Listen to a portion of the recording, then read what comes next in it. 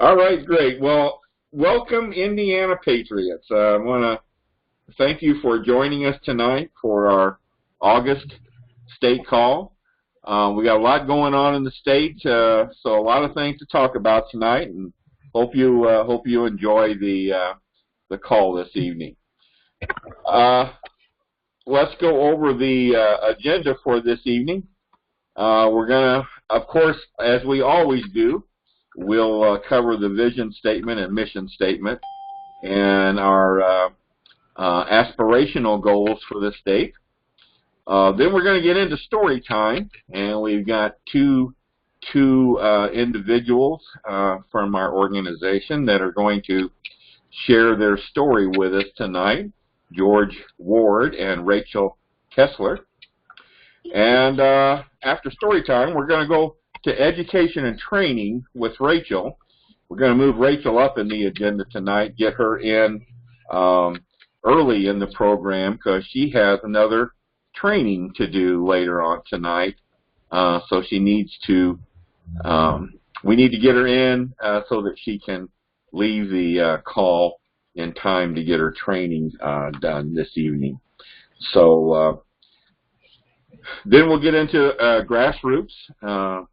Then we'll do our tracking updates as we normally do, and get into then our legislative area with Paul Phillips and the comms team with Ken Kashuba. Then I got a few miscellaneous things to cover with you, and then we'll do around the horn like we did the last time. Got somebody with a camera on there. Richard? There you go. Keep it off right now, okay? All right. Let's get into then our vision statement for Indiana, and that is our vision is to build a Hoosier grassroots community of citizens and legislators dedicated to the constitutional concept of self-governance. This is very much in line with the vision of Convention of States. So, but for Indiana, we're talking about a Hoosier grassroots community. Okay, aspirational goals. Now, these are goals. We introduced these a couple calls ago, and these are goals that we have for the state, and actually for Convention of States in total, but these are goals that, okay, I'm getting an echo here, so please mute yourself until we ask you to come on. Okay, our aspirational goals. These are goals that we strive for. We may never get there, but these are goals that we continually strive to achieve. And that's to organize and restore representative government as defined by the Constitution, restore a culture of self-governance. Very important. This is a big concept that we're trying to promote in the state of Indiana. That's self-governance. And then to inspire a political and spiritual awakening based on the founding of our country. So those are our aspirational goals. Our mission statement. And these are goals that we have set out to try and achieve by the end of this year. And in achieving these goals, or whatever progress that we make on these goals, will bring us closer to achieving our vision for the state. Now, these are going to be changing. I just want you to understand these are going to be changing as we get into our strategy planning, strategic planning for 2019. So, but anyway, right now we're still striving to fill all the support positions that we have in the state, which includes also the region captains and 70% of the district captain positions, which would in fact be 70 district captain positions. Okay, and we're struggling on this one. We're really struggling on this one, but we're going to still strive to achieve it. The next one is for each district captain, to meet at least once with each state legislator and to present to them the 34 Ready strategy, legislative strategy that we have introduced, and we wanted to introduce this to each of our legislators. It's a strategy, well, you all know what it is. It's a strategy for a past state as we are in Indiana. And lastly, the last goal of our mission statement is to achieve 30,000 in supporters, 30,000 petition signers. You're going to see here pretty soon we're at about 28,000. So we got a ways to go, but we should be it should be something that we can achieve. But we'll cover that a little bit later. Okay, before we go forward to the next area of story time, does anyone have any questions to this point? Anybody want to? Got any comments or questions? Okay, all right. Well, let's get into story time then. And this evening we have two individuals that are going to share their Convention of States story with us. George Ward, our state grassroots coordinator. And so, George, can you bring yourself on camera and get your microphone going? And then after George... camera too, huh? Jeez. Yeah. Want. That's coming. There we go. And then Rachel Kessler, our Education and Training Director, will be coming on to tell us her story. So, where are you, George? I don't see you. I should be there. I hear you. See me. I hear you, but I don't see you. Okay, maybe it's because I'm muted on the thing and it's not. There. Can you see me now? Yeah, see you now. Okay, that's good. Hang on, I gotta take care of my phone too. Alright. Reason I was on my phone because I was creating a bunch of echo for Dale. You're ready for my story now, right? Yeah, go ahead. Okay. Coming into Convention of States project was kind of like an awakening for me.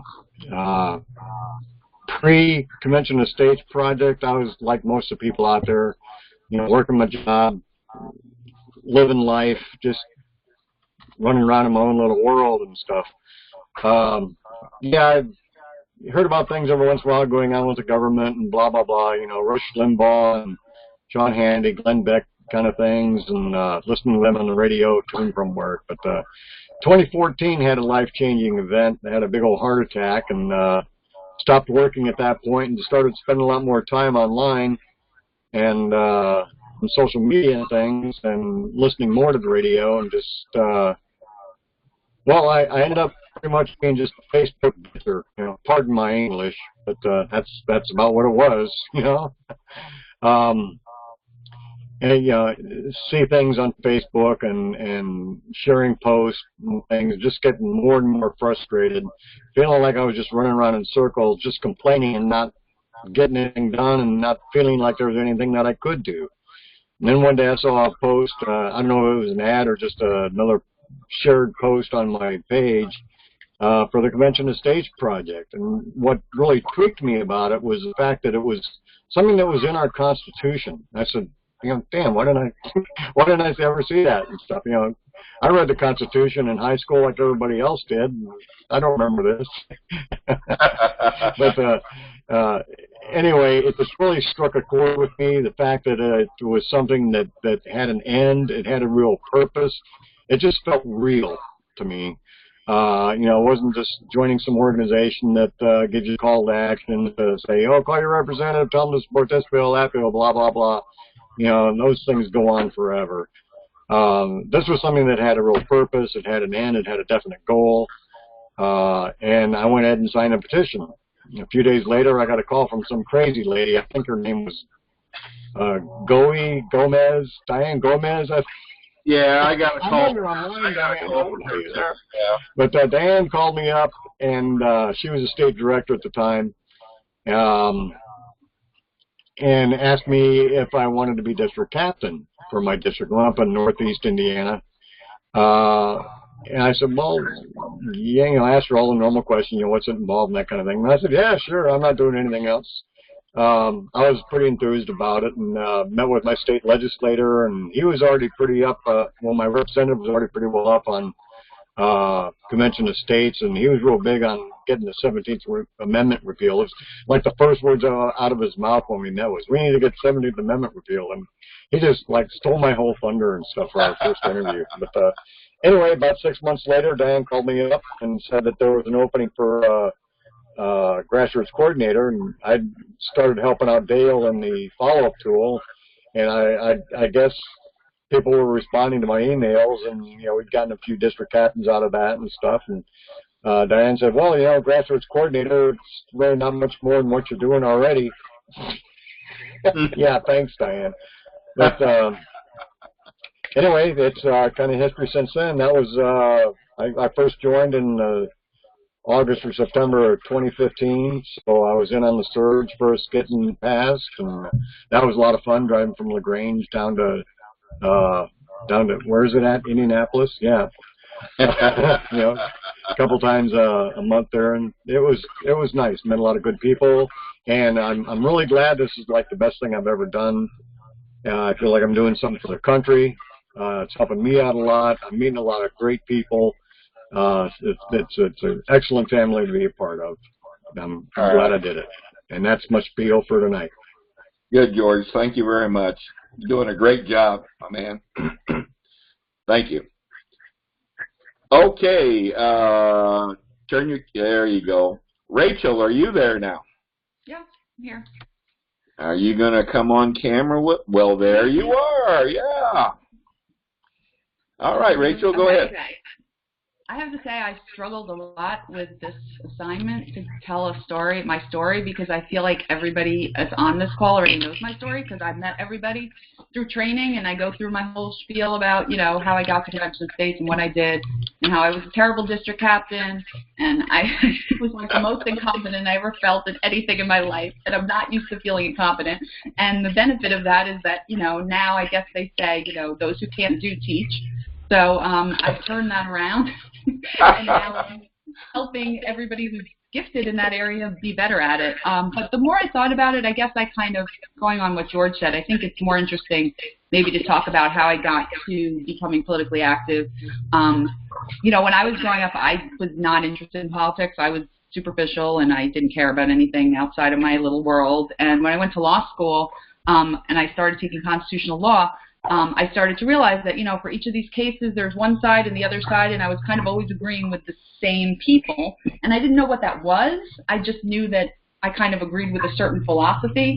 And then I had somebody smarter than me tell me that, apparently I was a conservative and a constitutionalist. So I was like, oh, that's news to me at age 23 or whatever. And since then, it's been 20 years.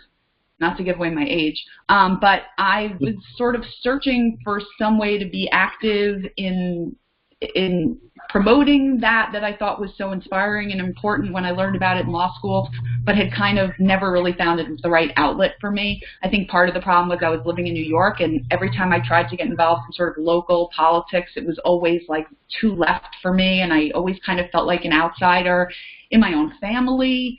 All liberals, and it just sort of, that was part of the reason that I ended up picking up, as everyone knows, and moving to Indiana, even though I didn't know anybody here. But it was sort of, there's always been a part of me that's wanted to be engaged and active in something that I'm passionate about. Every job I've had has always been something that I feel really strongly about, and everybody knows I'm having a midlife crisis, and I don't want to be a lawyer anymore, and I don't know what I want to do. So it kind of was a perfect storm for me. I moved to Indiana. I've been an avid Mark Levin listener for probably 15 years. I don't think I've missed a show. And that was about the time that he started talking about the Liberty Amendments. And it just kind of clicked with me. And I said, oh, this is exactly what I've been looking for. This embodies what I care about and what I'm passionate about. And so, I signed up and eventually got an email looking for district captains, which I unwisely agreed to do, even though I was not very good at it. Just I'm introverted, and I was new to the area, and I was self-conscious about, going up to people and meeting people, and I had no contact. There's nothing wrong with it. It was me. It was my self-consciousness. And as everyone knows, that developed. I remember Diane, not to talk about Diane again, but I remember Diane calling me to tell me, oh, Rachel, we have someone else who's interested in being a co-district captain in your district. And I was so relieved. I said, oh my gosh, just give it to them. I'm so bad at this. I'm sure they'll do a better job than me. But, fortunately, I was able to get back involved again. I'm glad that I didn't kind of give up on the whole thing. And over these last few years, I think that was at the end of 2015, kind of figured out with, Dale's help, like how to find the right position for my skill set, my interests, and kind of got in developing this training program, which, by the way, is like almost, I think, about 6 months in now, which is kind of crazy that it's been that long. But it's been a wonderful experience. It's been intellectually stimulating. It's been incredibly satisfying.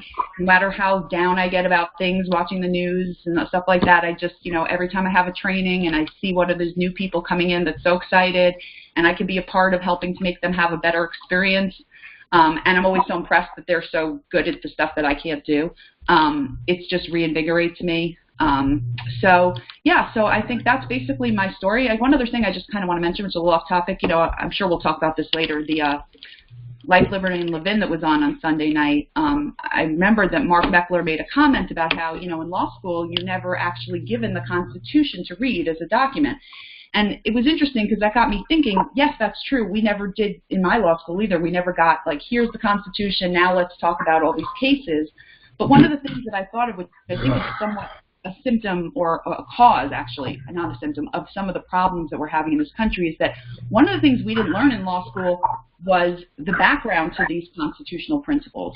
And it kind of makes me think with all of this, since we need to kind of convince people that the Constitution matters. So it's not just an issue of, we need to follow the Constitution and we want to get back to the Constitution, but how do we show people that the Constitution matters when, in law school especially, they don't even explain to us, where did the Commerce Clause come from? Why are those words in there? And the thing is that there's an enormous history. These people who were the founders and the framers, they didn't just pick words out of the dictionary. They were experts in philosophy and they studied other cultures. And there were debates and discussions and Federalists and Anti-Federalists. And every single word that was put into that document was after an enormous amount of thought and study about human nature, about history, about philosophy. And, we have this other side who not only doesn't really care about the Constitution, but they're able to paint it as, oh, these are just words that some rich white slave owners put in there. They don't actually mean anything. So I find it's interesting in some of these, debates with people about the Constitution, it seems so easy for a lot of people to kind of dismiss it because they're not taught that each of these principles and each of these ideas, separation of powers, individual rights, were all the product of an enormous amount of thought, an enormous amount of study. And I just kind of, got me thinking about that. It's neither here nor there after listening last night. So on that note, I'm always hoping to kind of, do more education stuff and branch out past the training program. So maybe you guys should, beware hearing where my thinking process is now. Next month you may get an email that I want to do training on this stuff. Anyway, so yeah, I'm just grateful for everybody, and this has been a great experience. Why not? Well, good. Thank you, Rachel. I think, I want to thank you for that. Kind of a common thing that I hear from all these stories is that the Convention of States offered us a way, a channel, an avenue to get involved and to express ourselves. And in many cases, for most of us, we had never done that before. So I find that as kind of a common theme. And so good job, both of you. Thank you very much. Thank you very much. Well, we're going to go on into education and training now, and which will be Rachel again. So, because we want to get this done for her so she can move on to conduct her training session that she has scheduled for a little later. So, Rachel, I want you to. These are the names of the people that we wanted to recognize tonight.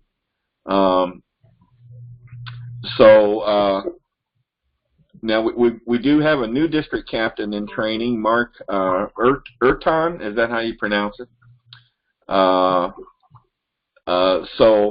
we have Burton. What is Burton. it? It's like Burton without a B. Oh, Erton.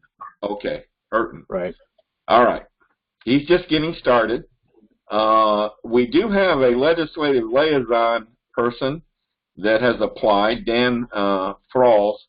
Dan is not responding to me, so I don't know if he's going to come on board or not. But he did come up on our leaders management tool. So Rachel, you want to start with the individuals that have completed Module 2, and then those that have completed their training? Sure. Yeah, so we have 4 district captains that have completed Module 2, one of whom actually just completed about a half hour before this call, which is good timing. I do think that Lowell Foster is missing from the new district captain. Gary can confirm that. He's another district captain that hasn't started training. I think he's in Gary's region. I don't know where. Well, I guess I thought I had mentioned him earlier. He's a co-district captain. But yeah. Anyway. Sorry, I missed that. So the four people that have finished Module 2, they're in various stages of training. At this point, Jim Janas, Michael Wagner, John Domka, and Richard Locum. I don't know if any of them are on the call tonight. Dale, do we talk to them if they've individually, or I don't remember? Yes, they are. I'm not sure if John's on the call tonight. I do remember seeing the other 3, but we're just recognizing them tonight. Once they complete their training, then we'll bring them on camera and have them speak. So so we have Jim, Michael, John, and Richard all doing great in training, and finished Module 2, which is in transition. Actually, I should mention that. I'll mention that later. As far as completing training, we've had 3 people this month, which is actually pretty good for us. We'd had a little bit of a lull for a while, so the order is a little bit off as far as how quickly they finished. But Clint, are you here? Can you come on camera? I don't see Clinton on the list tonight, so I don't see him on tonight. Okay. So Clinton just finished up training actually last week. He actually went through really quickly, which was great. I don't really want to speak for him. So maybe he'll talk to us next month. Okay. Okay, Kim, I know, Kim, you're on here. Can you come on camera and tell us a little bit about yourself and introduce yourself and tell us about your experience in training? Yeah, I'm on camera.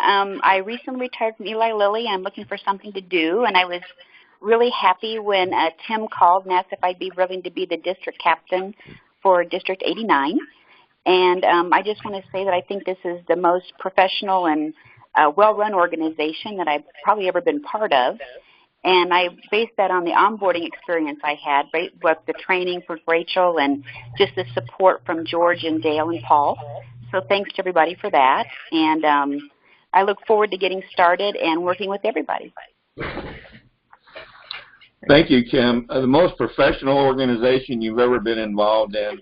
I'll get the check in the mail to you first thing in the morning. Thank you very much. That was a side buster, wasn't it?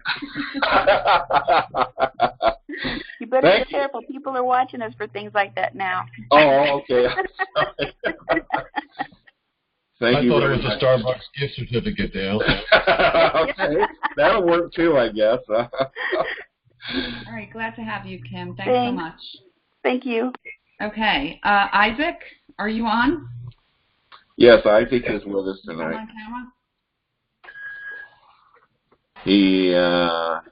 He was on before. Isaac? It was. Yep. Can you hear me? Yep. There you are. Hey. Yeah. Isaac just finished his training today, so he got in by the skin of his teeth, so to speak. Yeah, let us know. Go, Isaac. Anybody else? I'm Isaac. I'm over here in Terre Haute. Like our previous newbie mentioned, this is a very great organization for training. Previous organizations I've been part of, like my fraternal organization, they really just don't match up to the Convention of States, and I think that's one of our greatest strengths. I think it's going to really help once we get all of the states together in the actual convention. Okay. Isaac, now you just graduated from college, right? Not quite. This is my last semester. Oh.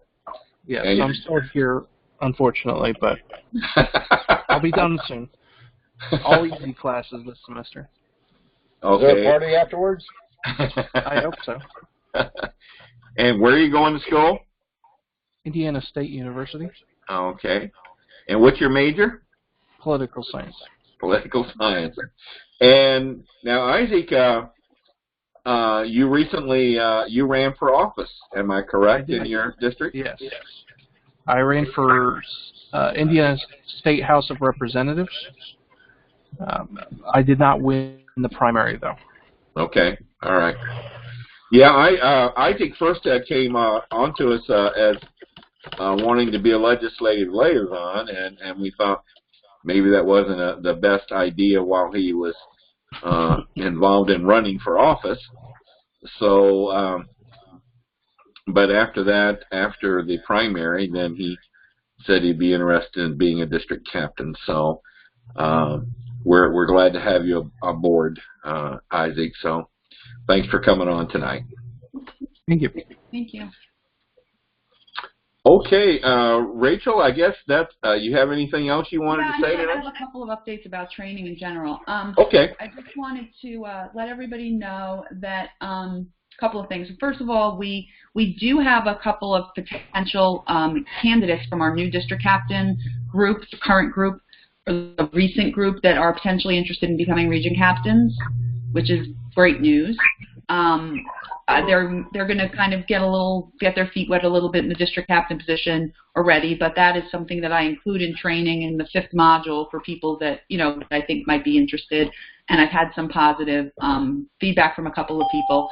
There will be a region captain training module that will be developed. It's not done yet because we haven't had any candidates. And they will get a separate training, probably just one module because it's a different skill set, it's a different set of responsibilities that will be added onto the training program for region captain candidates when we have them. Additionally, I have, as per some of the Slack messages that Dale has posted, there have been a couple of new features added into Citizen Builder recently. They've been incorporated into training. Just for those of you who are in the middle of training, if you they're going to be part of Module 2. But if you've already done Module 2, I'm putting them at the end of training. They are the email blast feature, which is added to Citizen Builder, which is now going to be in training. I believe that Gary did a video on that, which is on Slack on the general channel. And then the mapping feature in Citizen Builder 2. Interestingly, and Dale, I figured I'd bring this up at this point, as I was doing my training with Isaac, since he was doing his Module 5, and there was no map when we did Module 2, mapping wasn't there, so I couldn't train him on that in Module 2. He brought up something which I had not noticed, which was that there seemed to be some strange glitches in the mapping feature. When he pulled up the map of his district, it showed him his district, but then it showed him people like in New York, and it showed him one of the individuals who's in his district that's listed as living in a certain, in his district was actually located on the map in a different state. So there seem to be some glitches. This is just a heads up. I just heard about this today. When I zoomed out on my map, and again, I should just be seeing Indiana, I saw that there were like 5 people in Missouri, and there were 3 people in New York showing up on my map. So I just want to kind of give a heads up to everybody, Tim and Jerry, if you know anything about this, maybe look into it. It doesn't seem like that program is completely ready for prime time yet. Just a caveat, and I had another district captain tell me the same thing happened to him when he tried it. Angie, do you know Angie or Jerry, do you know anything about this?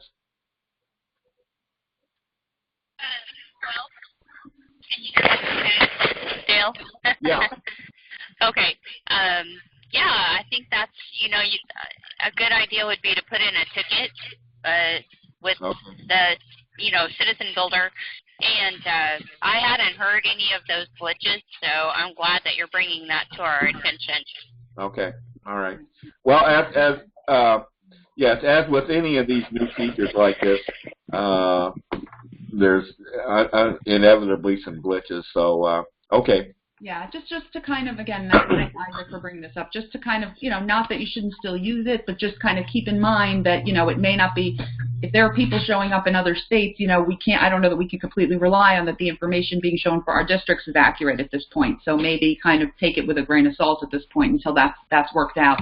The last thing is just to kind of give a heads up future-wise, since I'm finally moved into my house and settled, and training has slowed down a bit, although not today because I have 3 trainings today in addition to this call. I'm actually going to be doing a revision of since it's been 6 months, nothing major, but I'm planning on going through the training program and taking some comments and feedback I've gotten from people over the last 6 months and kind of making it a little bit more polished and kind of, smoothing out some of the rough edges. So I'd welcome any feedback that anybody has for ideas or support or help. Just kind of to be continued. All right. That's all I got. Great. Thank you, Rachel. Anybody have any questions for Rachel?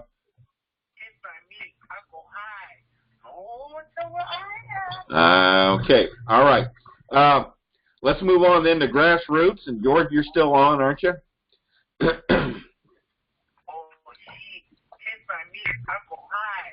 All right, George. Okay. All right. As far as grassroots, let's get into. We are still experiencing technical difficulties. Okay. All right. Well, chime in if you want to make any comments on this. But we're still looking for, of course, district captains. We're still looking for various positions that you see indicated there.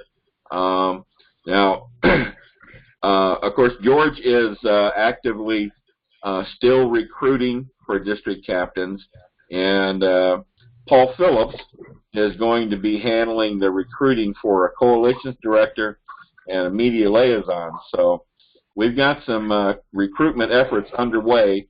We're just still having some problems trying to find people, but we'll eventually get there. I know we will.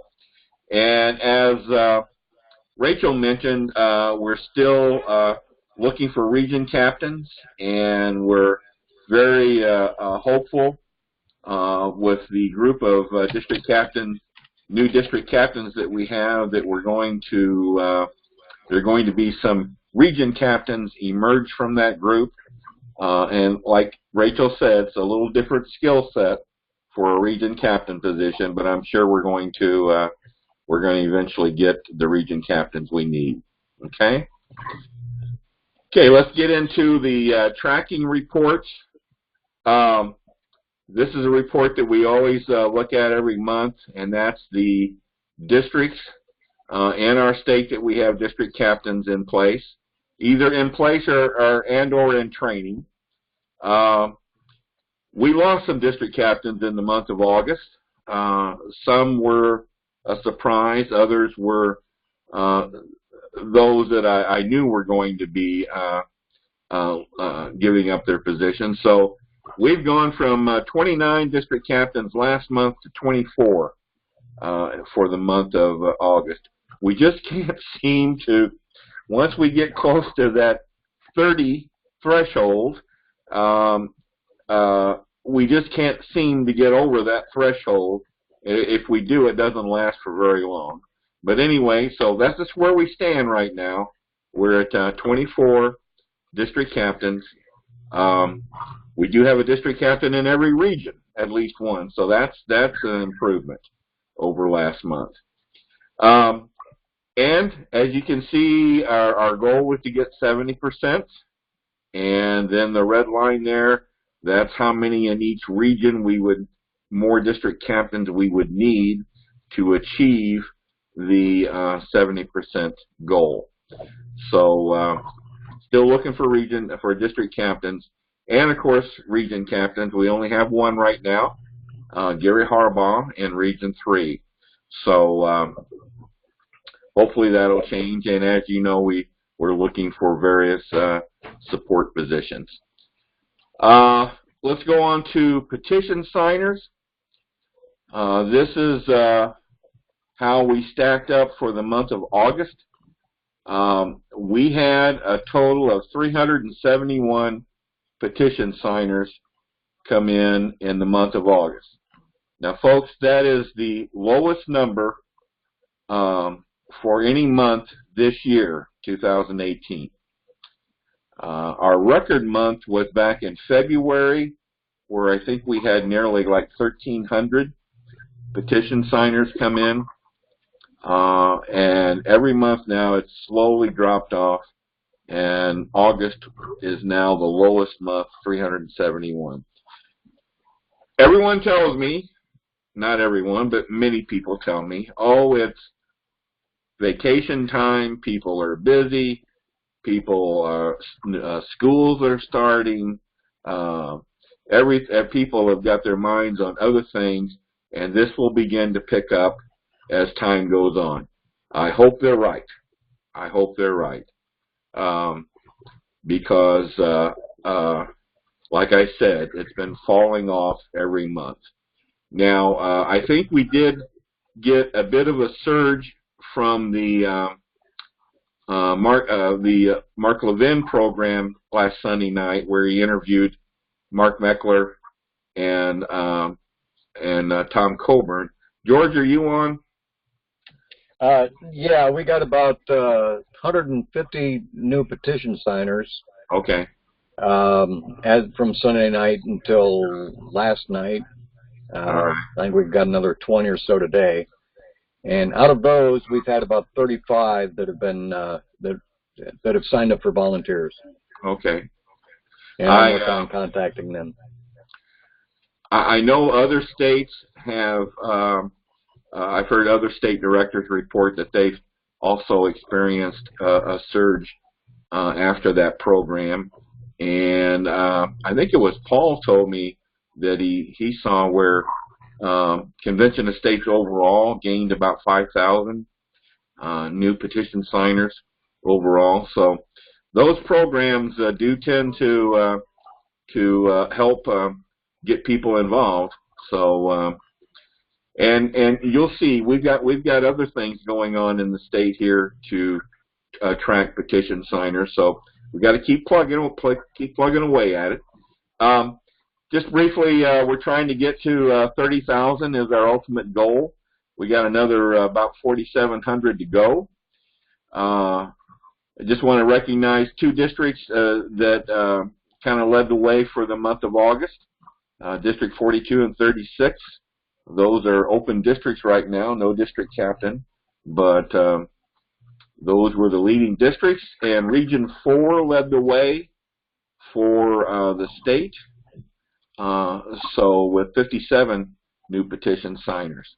So we got to keep plugging away and reach that goal of 30,000. By the way, if we reach that goal, that's about 100% increase from where we were, say, the beginning of January of 2017. So we're growing at a good pace. We just got to keep going. We're kind of in a lull right now. All right, let's go to legislative. And Paul, you there? Yes, I am. So we've got quite a few things on the agenda here. As far as a 34 Ready update, we're still pushing ahead with that. Larry Hudson held a 34 Ready meeting, and we're going to get an update from him in a little bit. But primarily, Jack Dirth and I are working to get a meeting with, we're targeting Senator Holdman to carry our 34 Ready message with updating the Indiana Faithful Commissioner Law in terms of number of commissioners that it allows for and their instruction and so on. So we're just continuing to push ahead, making progress with that, and hope to get something on the the agenda for the legislative session this year. Moving down the list here, Young Americans for Convention of States. We were contacted by a young man named David Spencer. He's 15 years old, and I think Mark Meckler mentioned him on his last battle cry. At the age of 12 and a half, he became a district captain for us in Ohio. And he is organizing a Young Americans for Convention of States, and it looks like they're looking to have a young person in each state carrying forward this message. So he's actually talked with my daughter Maya, who's 15, who is very passionate about the Constitution. And they had a conversation today, and Maya's pretty enthused about it. And he's sending her an application packet. So perhaps next month, if things work out, we can announce that we have a coordinator for our Young Americans for Convention of States here in Indiana. Paul, I just want to mention, when I was contacted about this, the first person that came to my mind was your daughter, Maya, because I met her, and I know she's very interested in the Constitution. I just want to say, if anyone else in the state, if anyone else has a young son, daughter, grandchild, whatever it may be, let us know, and because I'm sure they're going to be looking for more and more members for this group. So we'll let Maya maybe take the lead here, but let us know if anyone else has anyone young like this that would be interested in getting involved here. Okay? Okay. Keep things in order here with what I see are your next slides, Dale. I'm going to talk about strategic planning next before we jump to the AFP plan. Yeah, let me...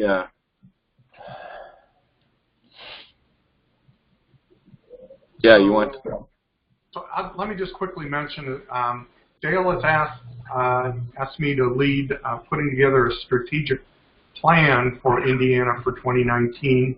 Okay. And this is something I've been, I'm working with Jack Dirth on as well to reserve some time at his church in Carmel where we've had some meetings before. And we're looking for a Saturday in October. And you'll hear more about this, but we're going to plan to get some key people together and get a strategic plan together for next year. Paul, tell everyone who Jack Dirth is, would you please? Jack Dirth is our favorite title for him. He's our legislative liaison emeritus. So he's the guy who really, working with Diane, got things done in terms of getting our resolution passed. And Jack has been active in some other legislative initiatives the last year or so since I've come on as legislative liaison, but he's still active with us and just been a great help to me in getting me started. So I'm very glad that he's still involved and still with us. Yeah, we don't see much of Jack, but he's there and he helps us out a lot. So he has a lot of relational capital at the State House. And relational capital. That's I'm a good. glad that he still lends that to our cause. All right, great, great.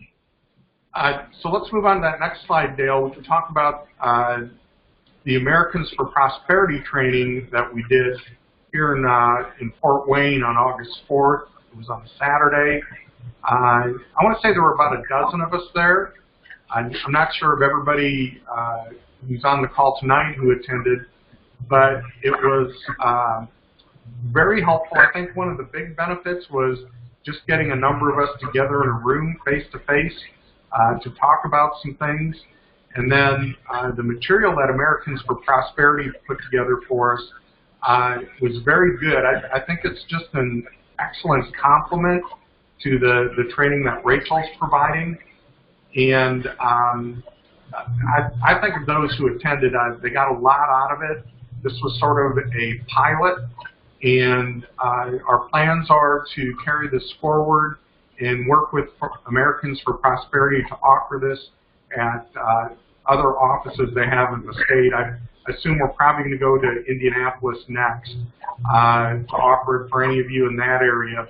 And just a way to sharpen your skills in terms of grassroots activism. I don't know if you want to add anything to that, Dale. And I know you were there for the meeting. Not much more. Like I said, I thought it was a good supplement to the training that we do, and I'm hoping that we can even get it a little more streamlined. They seem to be open to trying to do this, but to get it a little more streamlined toward Convention of States, so that it's even more meaningful. So. Yeah, I think there's good potential here. Yeah, it was great. They provided the training for us for free, and they even fed us. They had great Chick-fil-A for lunch, so can't beat the deal there. Yeah. Okay. Why don't you let's go to your podcast. Sure. Paul. So Dale wanted me to talk a little bit about the podcast I've been doing. You know, the way this started was when I was a district captain trying to put together town hall meetings, and we had very consistent attendance at those meetings. It was pretty much me and Dale. And that was about it. And we were trying to figure out some other ways to get the message out. And this podcast was one of those ideas to podcast some material that is kind of some of the things that we might cover in a town hall meeting to get people interested. So I've been doing the podcast for about 1.5 years now. I've reached a threshold. For a podcast, it's not necessarily that much, but I'll still take it as a victory. I've had over 1,000 downloads of the podcast in 40 different states, even a couple of foreign countries. So the message is getting out there. I'm a little sporadic with episodes. I'd like to get a little more consistent with it, more frequent. But Dale asked me about the episode I'm working on right now, and I'm using some sound bites from the interview that Mark Meckler did on The Next Revolution on Fox, where Jason Chaffetz and Tommy Lahren were getting into a tizzy about a runaway, no rules kind of panic. So going to kind of tee off of their comments and mostly rely on an article that Michael Ferris had published in the Harvard Journal of Law and Public Policy that refutes that runaway myth. So I'm looking forward to getting that out in the next week or so. All right, good deal. Good deal, Paul. By the way, right, you see on the slide here, that is the link, well, that is the address that you can go to find all of Paul's podcasts. So doing a good job, and we want to continue to promote his podcasts. They're very good, very good. Okay, Paul, Larry, are you on with us tonight now? Larry Hudson?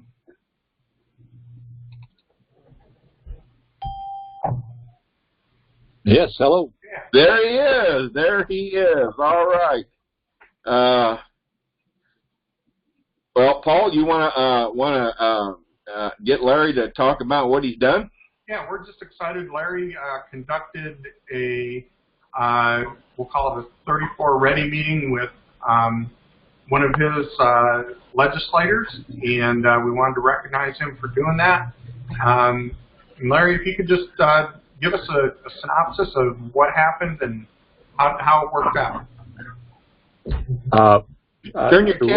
Turn your camera back on, Larry, so we can see you. There you go. There you go. Okay. Yeah, gotcha. You know me and this technology, Dale. Actually, there's not a lot to tell. I have, as I think I mentioned maybe to you, Dale, I know I did to Rachel, I think, during training, I didn't even know who my senator was. I knew my representative, I think, from the ballot, but my senator had been appointed back in, I think, 17, so I didn't even know who she was. But I made a couple calls, one to my representative, one to my senator, and as it turned out, I thought the Senate initiative was going to take some time. They kind of told me it wouldn't be till September. They were very, very busy, and my representative was rather eager, I thought, to chat with me, but it turned out to be just the reverse. Anyway, Senator Sparks that was appointed in 2017, position to be running again in 2020. We just met for coffee, and I took a packet with me, the 34 Ready packet, together with Paul's help, all the information that he had sent me. I just obviously put it all together, added a few things that I found here and there, and I guess maybe it was a little large, but she didn't seem to. We just made some small talk to start with. Found out that she's from the Ukraine. Yeah. He's an economics major, finance major, a Kelley School of Business graduate, adjunct professor there, CPA, and she grew up under the Soviet system and was just anxious to get away and came here, and she's just worked her way up through the Republican Party, I think, here locally, and managed to take Luke Kenneally's position when he retired. So we talked for 15, 20 minutes and about basically conservatism in general and the state of our government, the sad shape that we're in. And she was very, very encouraging and very, very knowledgeable, I thought, about Convention of States. He knew Diane Gomez. Only gave me her phone number and said she would follow up with some information on me. And I left her the packet and asked her to, if you had any questions over, to her and call me or email me. We exchanged email addresses, and then I wrote her a note yesterday morning, and I tried to be bold enough to ask her, while as I appreciate the time with her, I hope that refer back to that package that it put together, Paul Phillips had put together, and in particular take a look at some areas that at least Paul and I think maybe you, Bill, we talked about before on the delegates, the number, 2 or basically 4, efficient. Okay. Look at that or consider that. And, the qualifications. Just take a look at the chapters. I think it's C8, Article 8.2. I just referred her to that, and I think it was 224 and 225 Senate rolled acts that cover the delegate. Okay. All right. All right. Good. I'm still waiting to see my representative. Okay. Well, thank you for stepping out there, man. That's what we are asking you to do. And you know, I probably told you this, but when I first started in Convention of States, I didn't know who my representative or my senator were. So and it was scary to I'd never done that before, to reach out to them to set up a time to talk to them. So I know what you went through, and I'm glad you did it. And you're, I think, an inspiration, hopefully, to other district captains to do the same thing. So well, I'm looking forward to seeing my representative. I think it'll be hopefully just as good. I know they're both supporters. Well, that helps. That does help. She signed. She was in session when in 2015, so I know she'll. All right. Thank you very much, Larry. Thank you. You bet. All right, Paul, you got anything else? We're going to move on. If not. No, that's all I got. All right. Thank you, Paul. Thank you. Okay. Ken, you're up.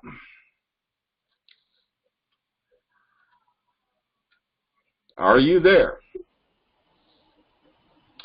Ken Kashuba. I know you were. Can anybody hear me now? Yeah, now we can hear you. Now we can see you, too. You can see me as well. Okay. That's a scary thought. Okay. We are going to cover the couple of points that that we have tonight, all revolving around our communication aspects, our communication tools. And as always, I love the state meetings because while I'm sitting here, I'm coming up with new ideas as the meeting goes. So we appreciate everybody's efforts and everything that's done on the state calls. We really appreciate it. So we'll start with the YouTube channel.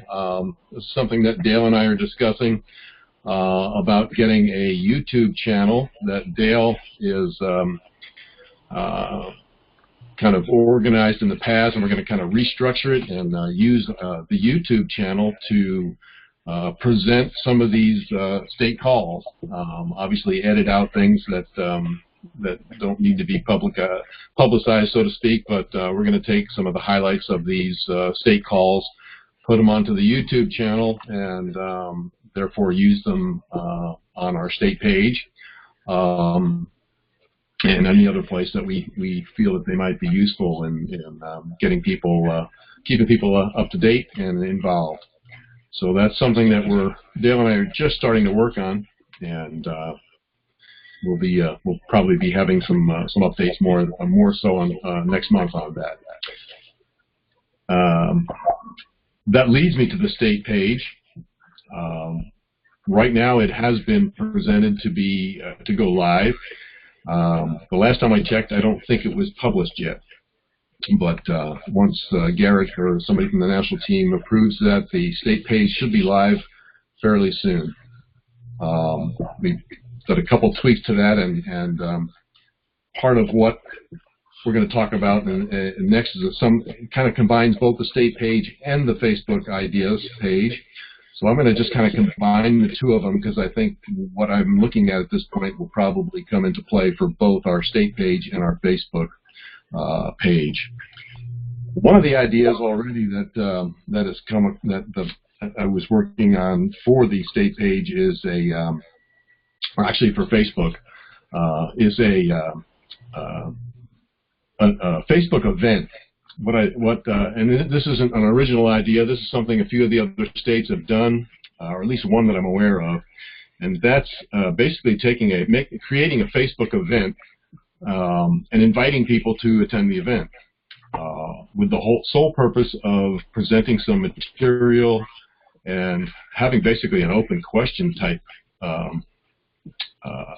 forum so that people can ask questions.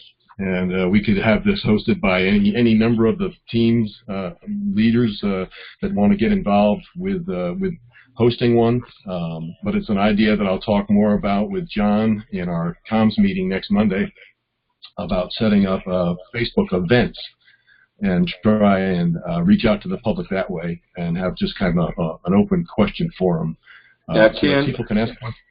Go ahead.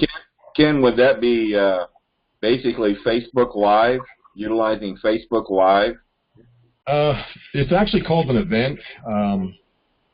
So that's what I'm going to talk to John a little bit more about. Matter of fact, John, if you're on the call and want to pipe in and can kind of clarify the difference between a live and a Facebook event, we can get some more information on it. Yeah, John was on the call. I think he was in and out, so I'm not sure whether he's still here. If he's not, we'll cover that a little bit more in depth on the comms meeting.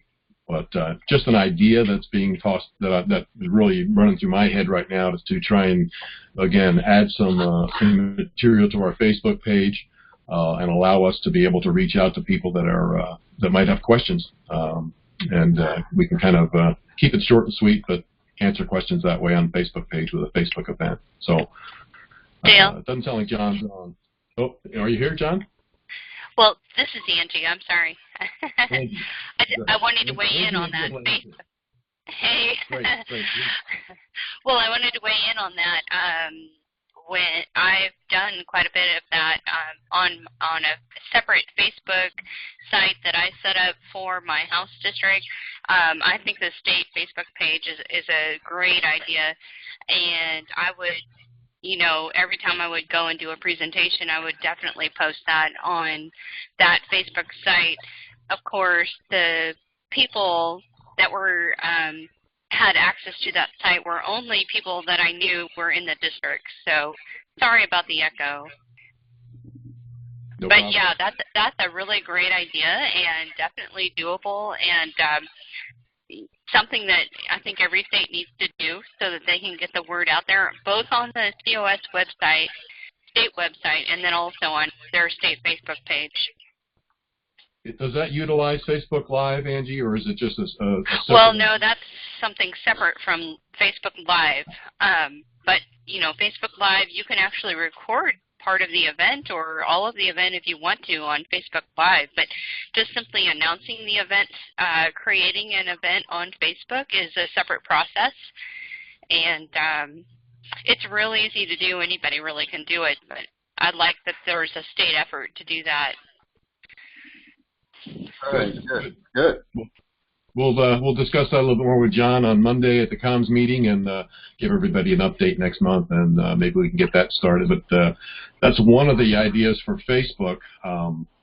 One of the other ideas that came to me just tonight, as you guys were talking about the Young Americans, I'd like to create a segment on our state page for Young Americans, so that we can kind of highlight that as a I mean, I think it's great. So I think it's something we can add to our state page. And to coincide with that, I could use Paul's help or yours, Dale. And my job does bring me through Ohio. I'd like to find out where the 12-year-old is located. He's 15 now. He's 15. 15. Now. Okay. I'd love to. Well, in my travels, I'd love to try and look him up and get an interview. Video interview of him so that we could post it. That's a good idea. That's a good idea. Yeah. Yeah, and if Paul's daughter gets involved, she'll have to be on. She'll have to be interviewed as well. I'd love to get that as a segment and really institute that into our state page, and of course we can use it on Facebook as well. Cool. Yeah, he's in Northwest Ohio. Northwest. Yep, and I can get his contact information to you. So I think that's a great idea. That'd be great, Paul. Sure. Yeah, that'd be great because if I'm up in, I get up in that area. Matter of fact, I'll be up in the Sandusky area later this fall. So I mean, if I can arrange to get together with him and just do a little video interview, I think it'd be great. And then we could kind of institute that as a regular segment. And then anytime we've got young people, I think they'd also be gung ho to be able to submit their phone videos as well. I think they're much more adept at it than most of us are. So I think it would be just a good segment to introduce to both our state page and our Facebook page. All right, good deal. Sounds good. Let's see if I had anything else. Paul, also, if you would keep me up to date on up to speed on that October date, I'd like to get that event listed on our calendar as well. As soon as Jack gets the date reserved at his church, I'll let everybody know. Okay. That's about it. That's what I have, I think, for the night. So unless anybody has any questions or comments, I'm good. Anyone have any questions or comments for Paul or Ken? Okay. All right. Thanks, okay. Dale. Thanks, Ken. I just got some miscellaneous things now that I want to mention. Last month we implemented the Region Captain Status Report program, and we've got some district captains on this program now. I'll be implementing or adding a couple more in September. I'm just mentioning this for the new district captains that are still in training, that once you get finished with your training, then I'm going to want you to participate in this program to let us know what you're doing on a month-to-month basis. So I'll cover this more extensively with you as you complete your training. Okay. this is a little tidbit that was given to me. I assume this is current, but the Cato Institute completed a study of the Freedom study, which is what I understand it to be, where they evaluated all the states and over 230 policies and programs covering a wide range of issues in various states. And the state of Indiana ranked number 3 in that program. So I just thought I'd mention that. Thought that was very interesting that the state of Indiana ranked number 3. So way to go, Indiana. All right. We've talked about the email blast feature, new feature that's come on through Citizen Builder. Probably got some glitches in it, just like other new features, but I want to call your attention that Gary Harbaugh did a training video for you on this, and that's on the general channel in the Indiana Slack team. George is using it. Paul Phillips is using it. This is a great tool for you district captains to use when you talk about some way of conducting a district captain call or communicating with the people in your district. This is a good way to do that. So we'll be talking more about this as time goes on. Okay. Lastly, I just want to mention one more time self-governance. We want to continue to promote self-governance in our districts throughout the state. Get people involved, not only yourself, but the followers in your districts, to encourage them to get involved in self-governance. Okay? Well, the final thing I want to do is go around the horn again like we did last week. So this is an opportunity. If anyone would like to make a comment or ask a question or anything, this is your opportunity to unmute yourself. Dallas, I see you're on. You got anything you want to say tonight?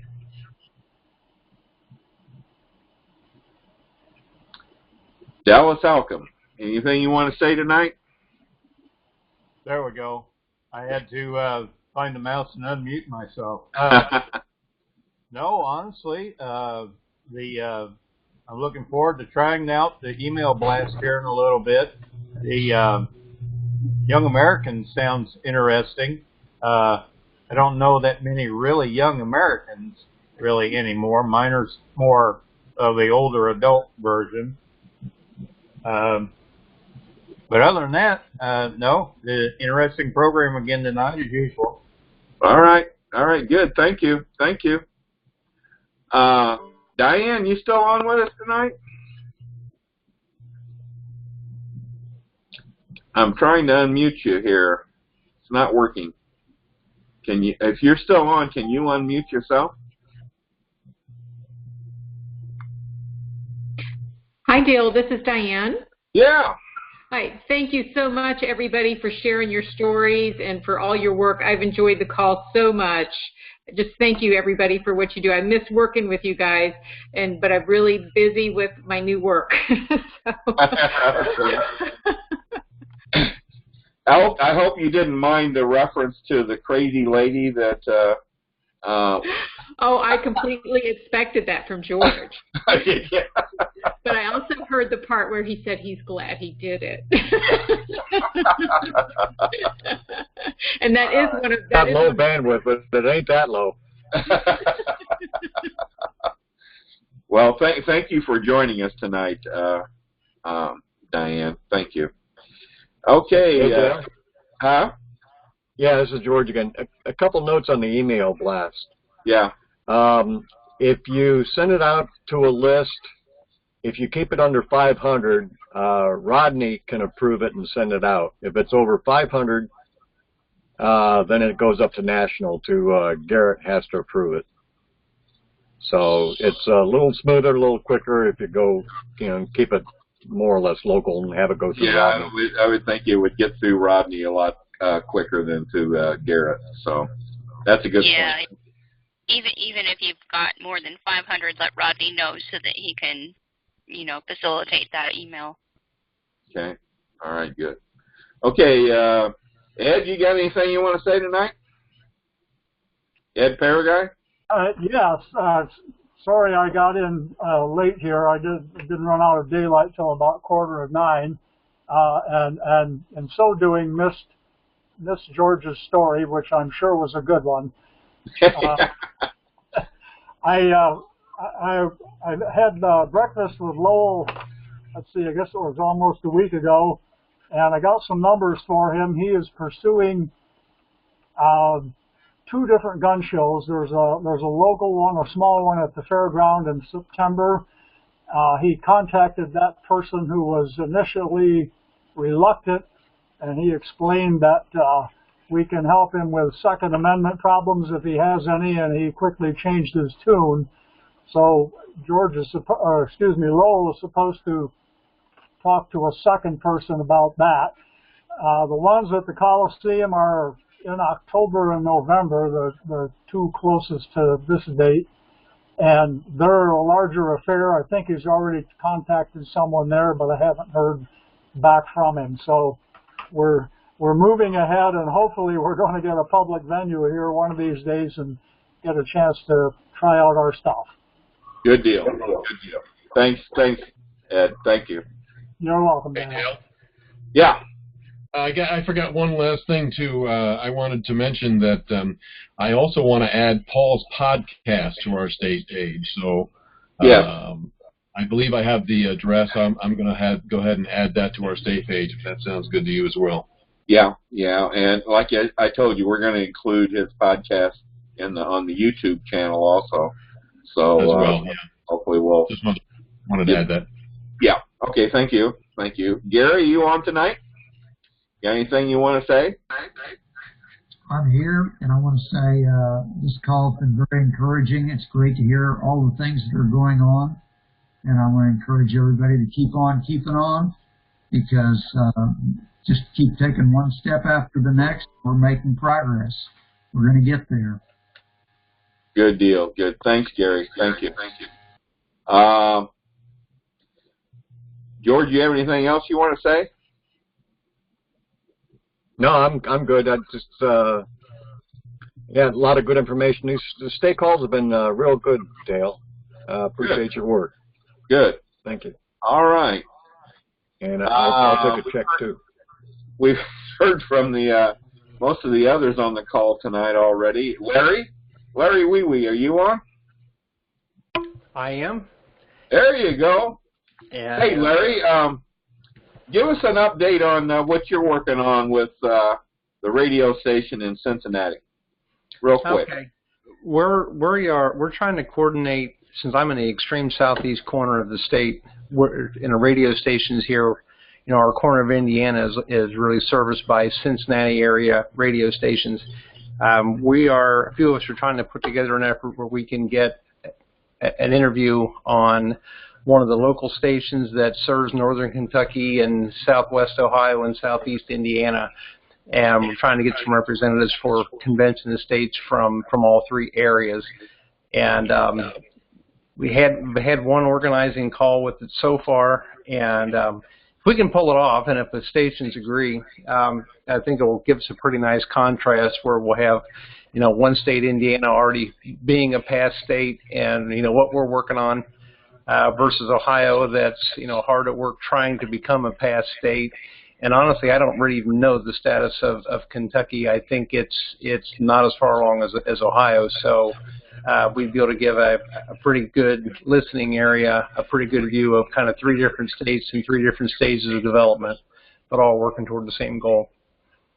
Good deal. I think that's a great idea, and I really hope this comes off. I know Larry's been kind of leading the way with this, so I really hope it comes off. Very good. Good job, Larry. Thank you. Mm-hmm. Okay. Once again, we're running over time. I'm sorry. I thought we would keep this to an hour. Anybody else have anything else they would like to comment or say before we close it down tonight? Hey, Dale, this is Paul. I just wanted to mention I'm glad you brought up that ranking for Indiana being the third most free state in the country. Oh, okay. I just wanted to remind everybody that's a great thing to bring up whenever you're meeting with a legislator. You should thank them that Indiana is number 3 in freedom, and just thank them for the part they had to do with that. Good. Actually, Rachel sent that to me, so I really appreciate that. Thank you, Rachel. So good. That's a good idea, Paul. Good point. Okay. All right, folks. That's it for tonight. I want to thank you all for attending and participating, and keep with us. We're moving on. We're making progress, and we're gonna get the job done here in Indiana. So, good night, everyone. Thank you. All right. Good night. Good Thanks. night. Thanks. Hey, Dale.